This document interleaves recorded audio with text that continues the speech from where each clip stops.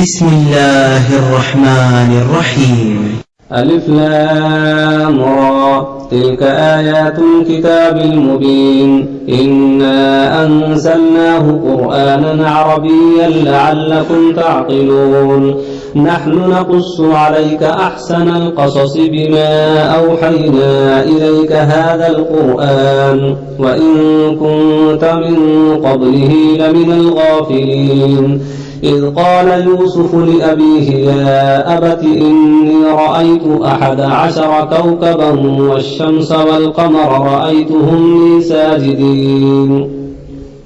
قال يا بني لا تقصص رؤياك على إخوتك فيكيدوا لك كيدا إن الشيطان للإنسان عدو مبين وكذلك يجتبيك ربك ويعلمك من تأويل الأحاديث ويتم نعمته عليك وعلى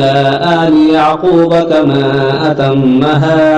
كما أتمها على أبويك من قبل إبراهيم وإسحاق إن ربك عليم حكيم لقد كان في يوسف وإخوته آيات للسائلين إذ قالوا ليوسف وأخوه أحب إلى أبينا منا ونحن عصبة إن أبانا لفي ضلال مبين اقتلوا يوسف أو اطرحوه أرضا يخل لكم وجه أبيكم وتكونوا من بعده قوما صالحين قال قائل منهم لا تقتلوا يوسف وألقوه في غيابة الجب يلتقطه بعض السيارة إن كنتم فاعلين قالوا يا أبانا ما لك لا تأمنا على يوسف وإنا له لناصحون أرسله معنا غدا يرتع ويلعب وإنا له لحافظون قال إني ليحزنني أن تذهبوا به وأخاف أن يأكله الذئب وأنتم عنه غافلون قالوا لئن أكله الذئب ونحن عصبة إنا إذا لخاسرون فلما ذهبوا به وأجمعوا أن يجعلوه في غيابة الجب وأوحينا إليه لتنبئنهم بأمرهم هذا وهم لا يشعرون وجاءوا أباهم عشاء يبكون قالوا يا أبانا إنا ذهبنا نستبق وتركنا يوسف عند متاعنا فأكله الذئب وما أنت بمؤمن لنا ولو كنا صادقين وجاءوا على قميصه بدم كذب قال بل سولت لكم أنفسكم أمرا فصبر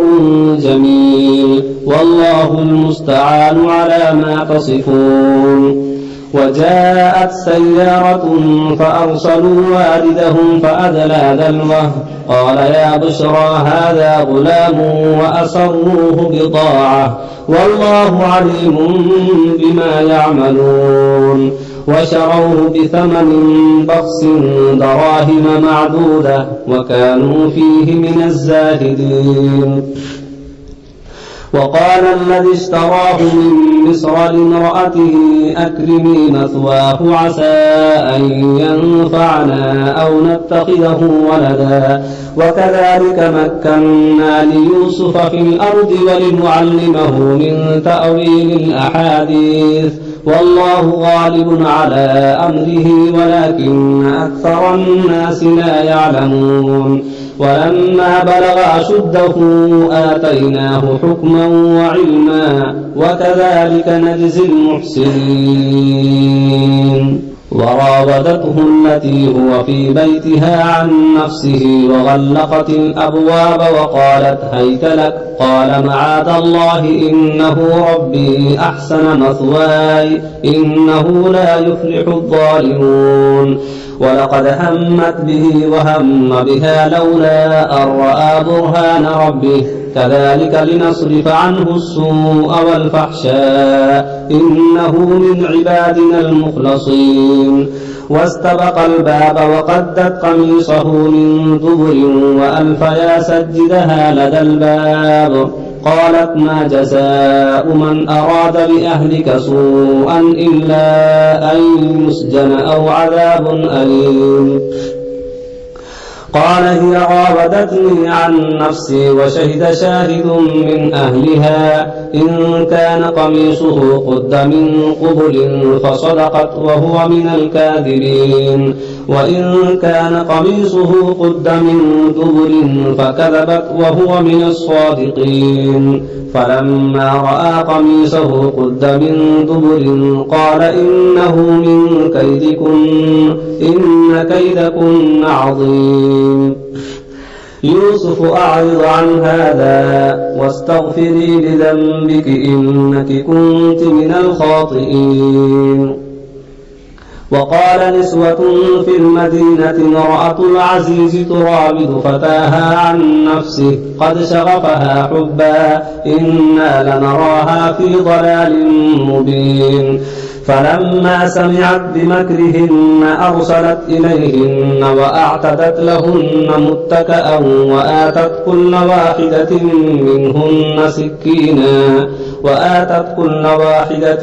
منهن سكينا وقالت اخرج عليهن فلما رأينه أكبرنه وقطعن أيديهن وقلن حاش لله ما هذا بشرا إن هذا إلا ملك كريم قالت فذلكن الذي لمتنني فيه ولقد راودته عن نفسه فاستعصم ولئن لم يفعل ما آمره ليسجنن وليكونن من الصاغرين قال رب السجن أحب إلي مما يدعونني إليه وإلا تصرف عني كيدهن أصب إليهن وأكن من الجاهلين فاستجاب له ربه فصرف عنه كيدهن إنه هو السميع العليم ثم بدا لهم من بعد ما رأوا الآيات ليسجننه حتى حين ودخل معه السجن فتيان قال أحدهما إني أراني أعصر خمرا وقال الآخر إني أراني أحمل فوق رأسي خبزا تأكل الطير منه نبئنا بتأويله إنا نراك من المحسنين قال لا يأتيكما طعام ترزقانه إلا نبأتكما بتأويله قبل أن يأتيكما ذلكما مما علمني ربي إني تركت ملة قوم لا يؤمنون بالله وهم بالآخرة هم كافرون واتبعت ملة آبائي إبراهيم وإسحاق ويعقوب ما كان لنا أن نشرك بالله من شيء ذلك من فضل الله علينا وعلى الناس ولكن أكثر الناس لا يشكرون يا صاحب السجن أأرباب متفرقون خير أم الله الواحد القهار ما تعبدون من دونه إلا أسماء سميتموها أنتم وآباؤكم ما أنزل الله بها من سلطان إن الحكم إلا لله أمر أن لا تعبدوا إلا إياه ذلك الدين القيم ولكن أكثر الناس لا يعلمون يا صاحب السجن أما أحدكما فيسقي ربه خمرا وأما الآخر فيصلب فتأكل الطير من رأسه قضي الأمر الذي فيه تستفتيان وقال للذي ظن أنه ناج منهما اذكرني عند ربك فأنساه الشيطان ذكر ربه فلبث في السجن 9 سنين وقال الملك إني أرى 7 بقرات سمان يأكلهن 7 عجاف و7 سنبلات خضر وأخر يابسات يا أيها الملأ أفتوني في رؤياي إن كنتم للرؤيا تعبرون قالوا أضغاث أحلام وما نحن بتأويل الأحلام بعالمين وقال الذي نجا منهما وادكر بعد أمة أنا أنبئكم بتأويله فأرسلون يوسف أيها الصديق أفتنا في 7 بقرات سمان يأكلهن 7 عجاف و7 سنبلات خضر وأخر يابسات لعلي أرجع إلى الناس لعلهم يعلمون قال تزرعون 7 سنين دأبا فما حصدتم فذروه في سنبله إلا قليلا مما تأكلون ثم يأتي من بعد ذلك 7 شداد يأكلن ما قدمتم لهن إلا قليلا مما تحصنون ثم يأتي من بعد ذلك عام فيه يغاث الناس وفيه يعصرون وقال الملك ائتوني به فلما جاءه الرسول قال ارجع إلى ربك فاسأله ما بال النسوة اللاتي قطعن أيديهن إن ربي بكيدهن عليم قال ما خطبكن إذ راودتن يوسف عن نفسه قلن حاش لله ما علمنا عليه من سوء قالت امرأة العزيز الآن حصحص الحق أنا راودته عن نفسه وإنه لمن الصادقين ذلك ليعلم أني لم أخنه بالغيب وأن الله لا يهدي كيد الخائنين وما أبرئ نفسي إن النفس لأمارة بالسوء إلا ما رحم ربي إن ربي غفور رحيم وقال الملك ائتوني به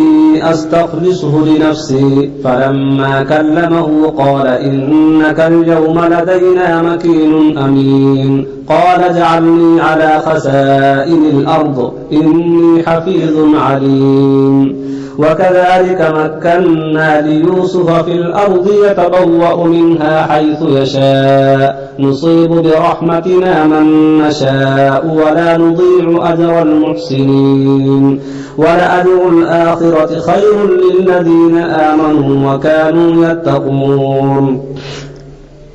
وجاء إخوة يوسف فدخلوا عليه فعرفهم وهم له منكرون فلما جهزهم بجهازهم قال ائتوني بأخ لكم من أبيكم ألا ترون أني أوفي الكيل وأنا خير المنزلين فإن لم تأتوني به فلا كيل لكم عندي ولا تقربون قالوا سنراود عنه أباه وإنا لفاعلون وقال لفتيانه اجعلوا بضاعتهم في رحالهم لعلهم يعرفونها إذا انقلبوا إلى أهلهم لعلهم يرجعون فلما رجعوا إلى أبيهم قالوا يا أبانا منع منا الكيل فأرسل معنا أخانا نكتل وإنا له لحافظون قال هل آمنكم عليه إلا كما أمنتكم على أخيه من قبل فالله خير حافظا وهو أرحم الراحمين ولما فتحوا متاعهم وجدوا بضاعتهم ردت إليهم قالوا يا أبانا ما نبغي هذه بضاعتنا ردت إلينا ونمير أهلنا ونحفظ أخانا ونزداد كيل بعير ذلك كيل يسير قال لن أرسله معكم حتى تؤتون موثقا من الله لتأتونني به إلا أن يحاط بكم فلما آتوه موثقهم قال الله على ما نقول وكيل وقال يا بني لا تدخلوا من باب واحد وادخلوا من أبواب متفرقة وما أغني عنكم من الله من شيء إن الحكم إلا لله عليه توكلت وعليه فليتوكل المتوكلون. ولما دخلوا من حيث أمرهم أبوهم ما كان يغني عنهم من الله من شيء إلا حاجة في نفس يعقوب قضاها وإنه لذو علم لما علمناه ولكن أكثر الناس لا يعلمون. ولما دخلوا على يوسف آوى إليه أخاه قال إني أنا أخوك فلا تبتئس بما كانوا يعملون. فلما جهزهم بجهازهم جعل السقاية في رحل أخيه ثم أذن مؤذن أيتها العير إنكم لسارقون. قالوا وأقبلوا عليهم ماذا تفقدون؟ قالوا نفقد صواع الملك ولمن جاء به حمل بعير وأنا به زعيم. قالوا تالله لقد علمتم ما جئنا لنفسد في الأرض وما كنا سارقين. قالوا فما جزاؤه إن كنتم كاذبين؟ قالوا جزاؤه من وجد في رحله فهو جزاؤه كذلك نجزي الظالمين. فبدأ بأوعيتهم قبل وعاء أخيه ثم استخرجها من وعاء أخيه كذلك كدنا ليوسف ما كان ليأخذ أخاه في دين الملك إلا أن يشاء الله نرفع درجات من نشاء وفوق كل ذي علم عليم. قالوا إن يسرق فقد سرق أخ له من قبل فأسرها يوسف في نفسه ولم يبدها لهم قال أنتم شر مكانا والله أعلم بما تصفون. قالوا يا أيها العزيز إن له أبا شيخا كبيرا فخذ أحدنا مكانه إنا نراك من المحسنين. قال معاذ الله أن نأخذ إلا من وجدنا متاعنا عنده إنا إذا لظالمون. فلما استيئسوا منه خلصوا نجيا قال كبيرهم ألم تعلموا أن أباكم قد أخذ عليكم موثقا من الله ومن قبل ما فرطتم في يوسف فلن أبرح الأرض حتى يأذن لي أبي أو يحكم الله لي وهو خير الحاكمين. ارجعوا إلى أبيكم فقولوا يا أبانا إن ابنك سرق وما شهدنا إلا بما علمنا وما كنا للغيب حافظين. واسأل القرية التي كنا فيها والعير التي أقبلنا فيها وإنا لصادقون. قال بل سولت لكم أنفسكم أمرا فصبر جميل عسى الله أن يأتيني بهم جميعا إنه هو العليم الحكيم. وتولى عنهم وقال يا أسفا على يوسف وابيضت عيناه من الحزن فهو كظيم. قالوا تالله تفتأ تذكر يوسف حتى تكون حرضا أو تكون من الهالكين. قال إنما أشكو بثي وحزني إلى الله وأعلم من الله ما لا تعلمون. يا بني اذهبوا فتحسسوا من يوسف وأخيه ولا تيأسوا من روح الله إنه لا ييأس من روح الله إلا القوم الكافرون. فلما دخلوا عليه قالوا يا أيها العزيز مسنا وأهلنا الضر وجئنا ببضاعة مزجاة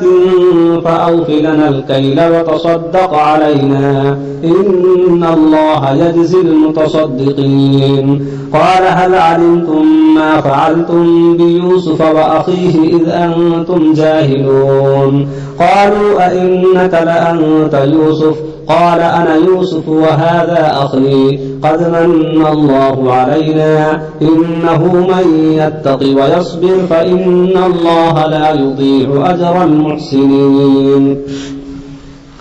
قالوا تالله لقد آثرك الله علينا وإن كنا لخاطئين قال لا تثريب عليكم اليوم يغفر الله لكم وهو أرحم الراحمين اذهبوا بقميصي هذا فألقوه على وجه أبي يأت بصيرا وأتوني بأهلكم أجمعين ولما فصلت العير قال أبوهم إني لأجد ريح يوسف لولا أن تفندون قالوا تالله إنك لفي ضلالك القديم فلما أن جاء البشير ألقاه على وجهه فارتد بصيرا قال ألم أقل لكم إني أعلم من الله ما لا تعلمون قالوا يا أبانا استغفر لنا ذنوبنا إنا كنا خاطئين قال سوف أستغفر لكم ربي إنه هو الغفور الرحيم فلما دخلوا على يوسف آوى إليه أبويه وقال ادخلوا مصر إن شاء الله آمنين ورفع أبويه على العرش وخروا له سجدا وقال يا أبت هذا تأويل رؤياي من قبل قد جعلها ربي حقا وقد أحسن بي إذ أخرجني من السجن وجاء بكم من البدو من بعد أن نزغ الشيطان بيني وبين إخوتي إن ربي لطيف لما يشاء إنه هو العليم الحكيم رب قد آتيتني من الملك وعلمتني من تأويل الأحاديث فاطر السماوات والأرض أنت وليي في الدنيا والآخرة توفني مسلما وألحقني بالصالحين ذلك من أنباء الغيب نوحيه إليك وما كنت لديهم إذ أجمعوا أمرهم وهم يمكرون